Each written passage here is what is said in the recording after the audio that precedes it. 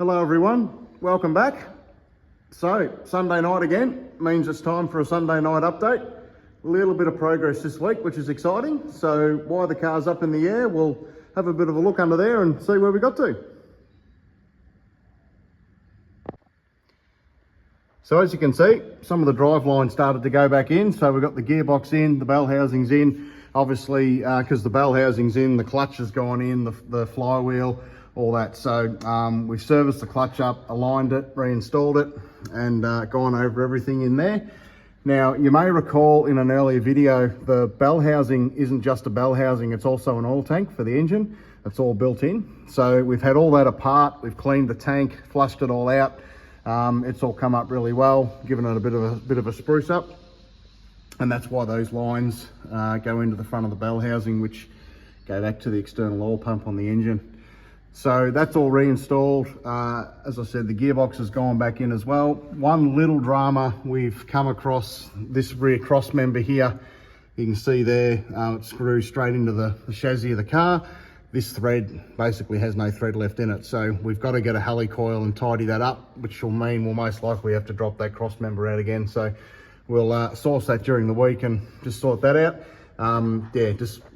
It could have gone back in, but it's just not going to be 100%. So rather to be safe than sorry. All the plumbing and that we started to reinstall, which is an opportunity to have a look at while the car's up in the air.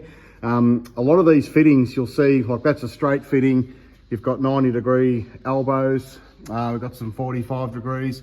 A lot of these have to be, I guess, dummy fitted and get the angles right before you do them up.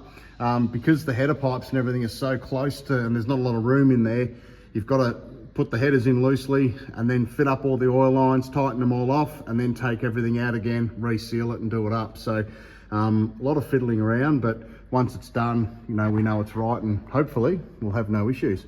Prime example, this line out of the bottom here, it comes around and it sits between the power steering rack and the sump, and that has to have exactly the right angle coming out of the bottom of the oil pump. Otherwise there'll be clearance issues to the cross member. So a lot of that going on, but yeah, we're getting there slowly, and hopefully we're not too far off and hitting the starter button and see what happens. So I'll drop the car down and we'll have a look in the engine bay. Okay, so as you can see, a little bit more progress in the engine bay. Got the radiator reinstalled. Again, it wasn't just a matter of throwing it back in. We've pressure tested it, we've cleaned it. Yeah, so it all takes a fair bit of time each step we do. Started to reinstall some of the oil and coolant lines into the side of it. A lot of it's just sitting there loosely at the moment. Again, you've got to try and get every single angle right so it all sits neatly and clears everything it should.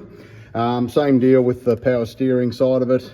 As an example, all the headers have got to go in on this side yet, and obviously the plug leads go along the top. So you've got to get everything in position and then tighten everything up. So it's a lot of fiddling around, but once it's all done, it'll look really neat and tidy and hopefully perform faultlessly. So we'll push on with that into tonight, and hopefully, as I said in an earlier video, we've got an opportunity to get the car on track next month. So it's kind of creeping up on us fairly quickly. So we're going to push really hard over the next week or so and hopefully get the car to a position that we can, I guess, start to power some of the systems up, get some oil pressure happening, and see if it'll bark into life. So stay tuned, we'll keep you updated as we go, and thanks again for your support.